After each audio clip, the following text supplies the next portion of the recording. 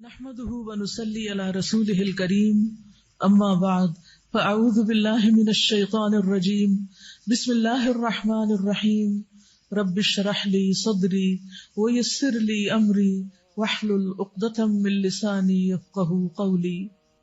ابن عمر سے مروی ہے نبی صلی اللہ علیہ وسلم صبح اور شام ان کلمات کو پڑھنا نہیں چھوڑتے تھے۔ اللہم انی اسألک العفو والعافیۃ فی دینی و دنیایا وأهلي ومالي اللهم استر عوراتي وآمن روعاتي اللهم احفظني من بين يدي ومن خلفي وعن يميني وعن شمالي ومن فوقي وأعوذ بعظمتك أن أغتال من تحتي اللهم إني أسألك العفو والعافية في ديني ودنياي وأهلي ومالي اللهم استر عوراتي وآمن روعاتي اللهم احفظني من بين يدي ومن خلفي وعن يميني وعن شمالي ومن فوقي وأعوذ بعظمتك أن أغتال من تحتي۔ اے اللہ میں تجھ سے دنیا اور آخرت میں عافیت کا سوال کرتا ہوں۔ یا اللہ میں تجھ سے اپنے دین، دنیا، گھر والوں اور مال میں معافی اور درگزر کا سوال کرتا ہوں کہ ان پر کوئی عذاب نازل نہ ہو۔ اے اللہ میرے عیب ڈھانپ دے، یعنی میری غلطیوں کو چھپا دے، مجھے خوف سے محفوظ رکھ، اور میرے سامنے اور پیچھے، دائیں اور بائیں اور میرے اوپر سے میری حفاظت فرما۔ اور میں تیری عظمت کے ساتھ پناہ مانگتا ہوں اس بات سے کہ میں نیچے سے ہلاک کیا جاؤں۔ ظاہر زمین ایک آگ کا گولا ہے جس پر ہم بیٹھے ہوئے، کسی وقت بھی پھٹ جائے تو سب کے سب اندر چلے جائیں، لیکن اللہ کی رحمت ہے جو انسان کو ہر وقت محفوظ رکھتی ہے ان ساری آفتوں سے۔ یہ بھی یاد رہے کہ جو انسان بچپن اور جوانی میں اپنے اعضاء کو اللہ کی نافرمانی سے بچاتا ہے تو بڑھاپے میں اللہ سبحانہ وتعالیٰ اس کے ان اعضاء کو سلامت رکھتے ہیں۔ ایک واقعہ بیان کیا جاتا ہے کہ ایک عالم دین تھے جن کی عمر تقریباً 100 سال ہو گئی، لیکن وہ ابھی تک ہوش و حواس میں تھے، یعنی ان کو حافظہ، ان کی باقی چیزیں جو تھیں وہ محفوظ تھی۔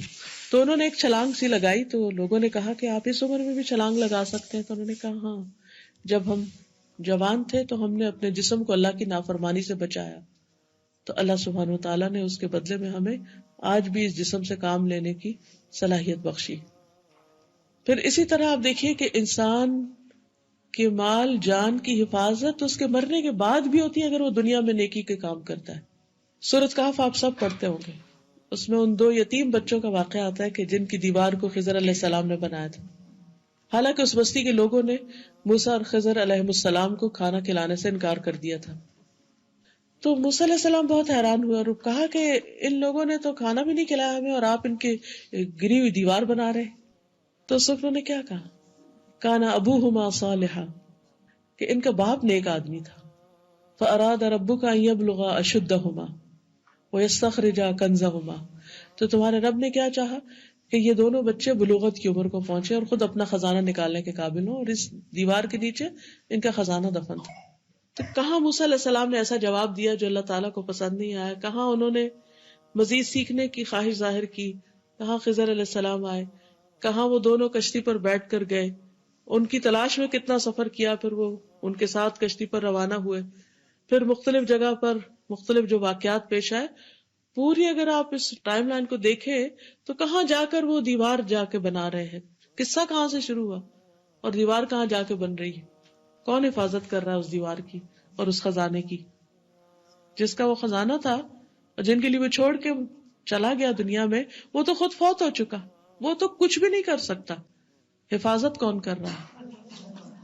اگر ہم چاہتے ہیں ہمارے بچوں کی حفاظت ہو جب ہم زندہ ہیں، جب ہم فوت ہو جائیں، ان کے ایمان کی حفاظت ہو، ان کے مال کی حفاظت ہو، ان کی جان کی، ان کی اولاد کی، کیونکہ انسان اپنے بعد سب سے زیادہ اپنے بال بچوں کی فکر کر رہا ہوتا ہے، قدرتی بات ہے، ہر ایک کے اندر یہ چیز ہے، اللہ نے رکھی، وہ بھی ان کو پروٹیکٹ کرنے کے لیے ہمارے اندر رکھ دی کہ ہم ان کے مفادات کی حفاظت کریں، اس کے لیے فکر مند ہوں۔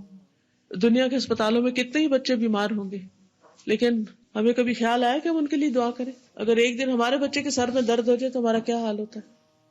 ہمارے ساتھ اپنے درد شروع ہو جاتی۔ تو یہ اللہ نے ہمارے اندر محبت رکھی ہے بچوں کی۔ تو انسان کیا چاہتا ہے کہ ان بچوں کے دین، ایمان کی، ہر چیز کی حفاظت رہے۔ اس کے لیے ایک تو ہم یہ کرتے ہیں کہ دنیا میں ہم مختلف طریقے اختیار کرتے رہتے ہیں کہ ان کو فائنینشلی پروٹیکٹ کریں، ان کو فزیکلی اسٹرانگ بنائیں، ان کو اپنے پاؤں پہ کھڑا کریں. ٹھیک ہے، یہ سب کچھ کرنا چاہیے اپنے طور پر جو انسان کر سکتا ہے، لیکن ہم کب تک ان کی حفاظت کریں گے، خصوصاً اگر بچے چھوٹے اور والدین فوت ہو جائیں.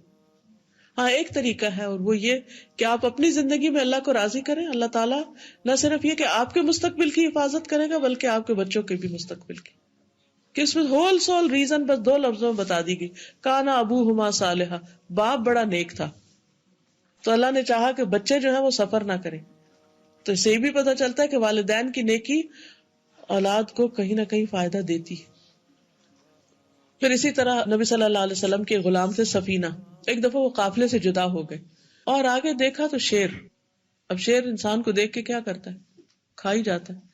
لیکن ہوا یہ کہ شیر نے ان کو کچھ نہیں کیا اور ان کے آگے آگے چلنے لگا، گویا کہ میں آپ کو راستہ بتاتا ہوں. اور جب وہ قافلے کے قریب پہنچ گئے تو شیر نے اپنا راستہ بدل دیا گرج کے، اور سفینہ جو تھے وہ جا کے قافلے سے واپس مل گئے. کیا چیز تھی یہ؟ اللہ کی حدود کی حفاظت. تو اللہ تعالیٰ شیروں کے منہ سے بھی حفاظت کروا دیتا ہے. پھر اسی طرح یہ ہے کہ رات کو سوتے وقت کی جو دعائیں ہیں ان میں بھی بہت خوبصورت دعائیں ہیں 2-3. اس میں ایک دعا آتی ہے نا، وَإِن قَبَضْتَ نَفْسِي فَارْحَمْهَا وَإِنْ أَرْسَلْتَهَا فَاحْفَظْهَا بِمَا تَحْفَظُ بِهِ عِبَادَكَ الصَّالِحِينَ، کہ اگر تو سوتے وقت میری روح قبض کر لے، یعنی مجھے فوت کر دے، کیونکہ بعض لوگ سوتے ہوئے نہیں دوبارہ اٹھتے، تو اس کی حفاظت کرنا. اور اگر تو مجھے نیند سے اٹھا کر میری روح کو واپس چھوڑ دے تو بھی اس کی حفاظت کرنا، جس سے تو اپنے نیک بندوں کی حفاظت کرتے ہیں. دونوں حالتوں میں میں اپنے آپ کو تیرے سپرد کر رہا ہوں.